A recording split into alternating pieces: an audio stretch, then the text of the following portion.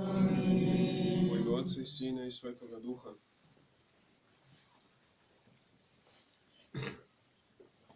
U nizu svetih i velikih vrlina u pravoslavnoj duhovnosti nema ničeg veličanstvenijeg od jake vere u Boga.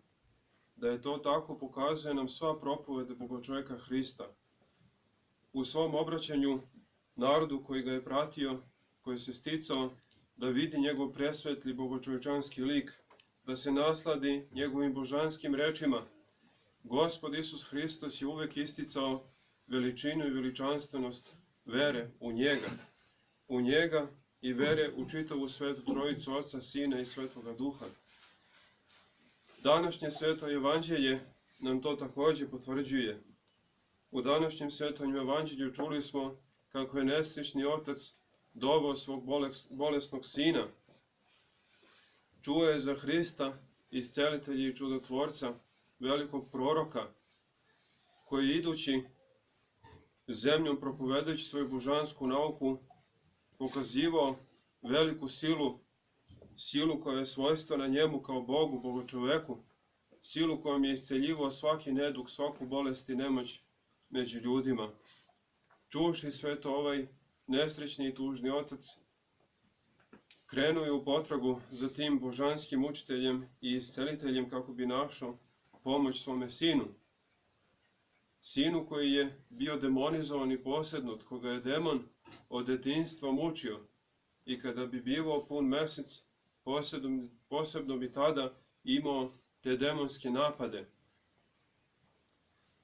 U momentu kada je ovaj otac tražio pomoć, Hristos, Bogočovek, nalazio se na Tavorskoj gori sa svoja 3 učenika, Petrom, Jovanom i Jakovom, i preobrazivši se on je na Tavoru pokazao svoju božansku silu koja je na njemu počiva, koja u njemu obitava. Sišavši sa gore Tavora, on je našao svoje učenike kako se raspravljaju sa književnicima i farisejima. O čemu su se raspravljali?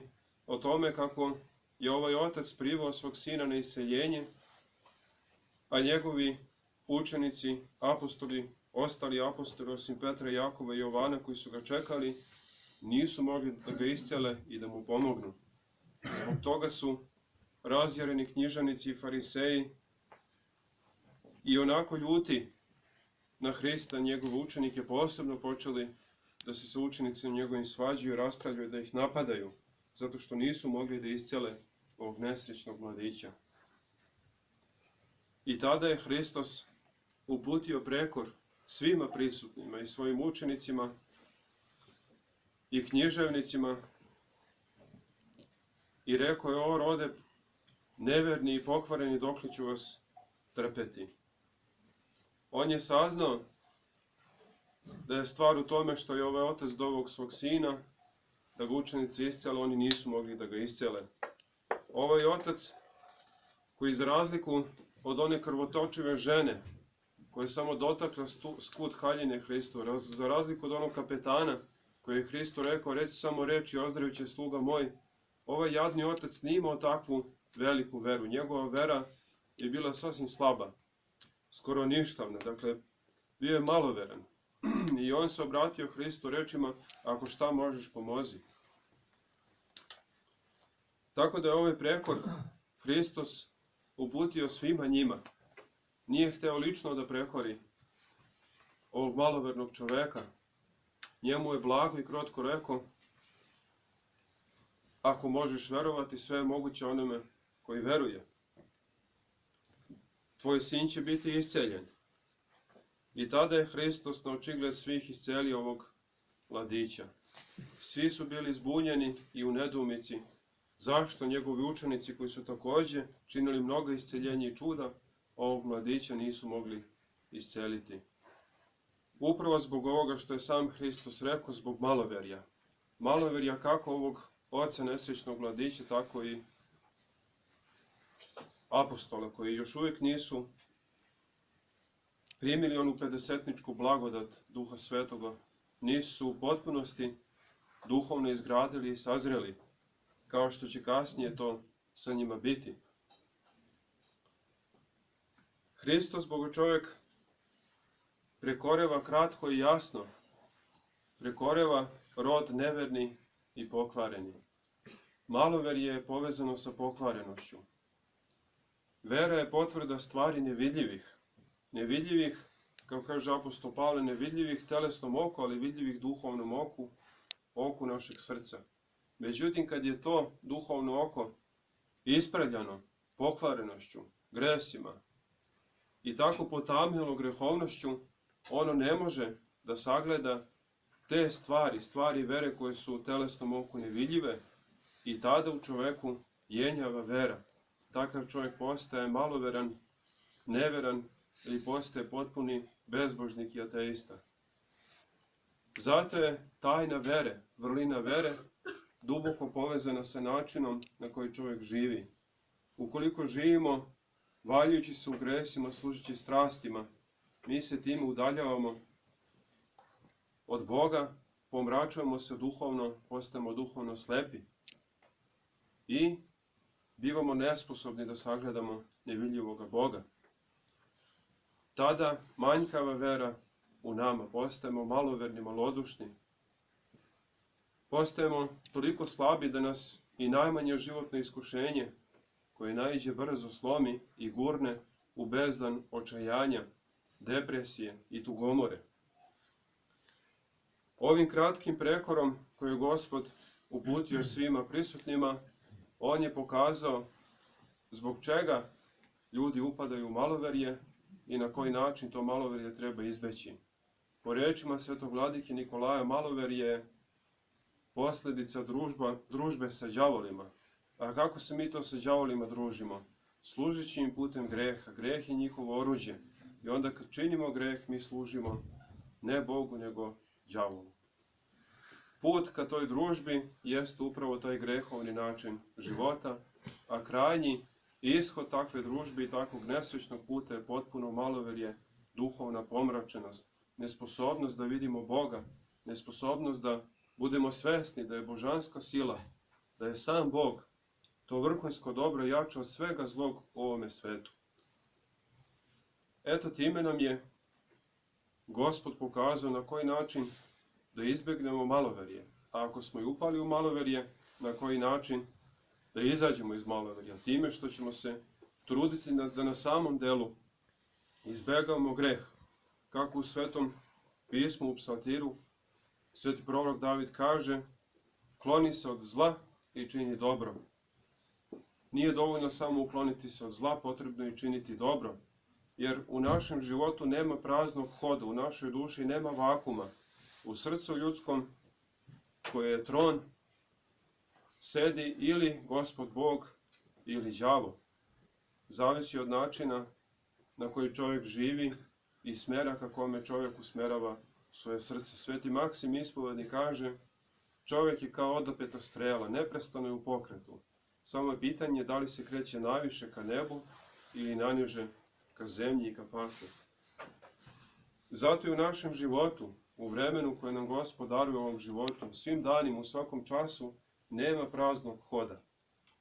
Čak i ako ne radimo ništa i prebijamo u lenjosti, mi samim tim, ne služeći Bogu, služimo đavolu, jer se predajemo nemaru, rasejanosti i svemu onome što nas uvodi još veće grehe.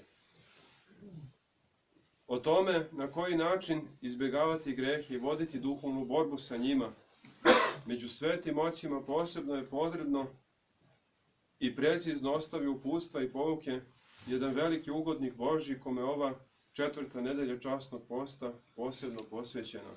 To je sveti Jovan Lestvičnik. Svi ste čuli za njega. Ime je dobio po lestvici, jednoj duhovnoj i dušekorisnoj knjizi, njime sastavljenoj, knjizi u kojoj je podrobno, precizno i sistematski izložio sopstveni duhovni opit. Opit u duhovnoj borbi, u duhovnom uzrastanju. Simbolički ovu knjigu nazvao je lestvicom. Taj naziv on je uzeo iz Svetog pisma Starog Zaveta.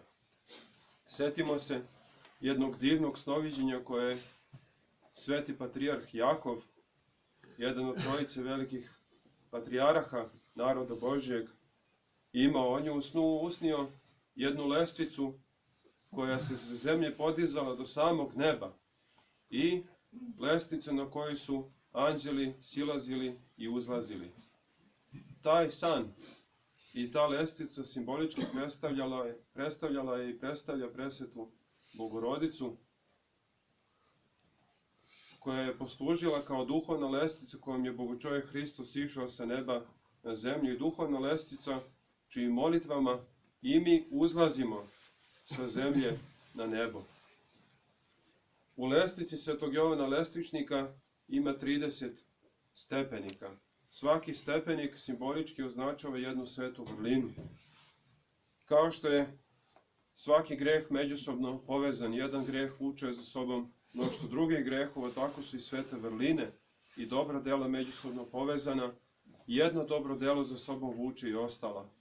Na koji način se to događa i dešava, precizno i potrebno, upravo je sveti Jovan Lestvičnik to obrazložio u ovoj njegovoj knjizi. U lestvici koja predstavlja bez preterivanja jedno podvižničko, monaško evanđelje. Ta knjiga je duhovni temelj i osnov sveukupnog pravoslavnog monaštva, pravoslavnog podvižništva, pravoslavnog duhovnog življenja. I svaki hrišćanin koji se istinski stara o svom spasenju, o svojoj duši, ovu knjigu treba da ima u svom domu i da je pročitava, pogotovo u danima časnog i velikog posta, kada smo dužni da se posebno staramo o svojoj duši, o svom spasenju. Mnogima je možda nepoznat podatak da je u Nemanjićkoj Srbiji u srednjem veku ova knjiga bila upravo najčitanija knjiga u narodu. I na plemićkim dvorima i u prostom narodu, među onim ljudima koji su bili pismeni i kadri da čitaju. Dok su Srbi čitali lestvicu svetog Jovana Lestvičnika, znali su kuda i kako da hode, znali su koji je glavni cilj svakog od nas pojedinačno i nas kao naroda, to je nebeska Srbija i carstvo nebesko. I zato je i naša država tada bila blagoslovena. Na čelu države bili su sveti vladari, na čelu crkve sveti arhijereji. Zato je potrebno, pogotovo na današnji dan, da se prisjetimo tog divnog predanja srpskog pravoslavnog naroda i da se vratimo čitanju svete lestvice i da se vratimo onom putu u duhovnom ka kome nas ova divna knjiga svetog Jovana Lestvičnika usmerava. Neka bi Gospod Bog svima nama dao razume i snage da se poput svetog Jovana Lestvičnika u našem duhovnom životu penjemo i da ushodimo lestvicom svetih evanđelskih vrlina i dostignemo Carstvo nebesko, da zajedno sa njim tamo slavimo Oca i Sina i Svetoga Duha, sada i uvek i u vekove vekova. Amin. Neka je srećan i blagoslovni praznik.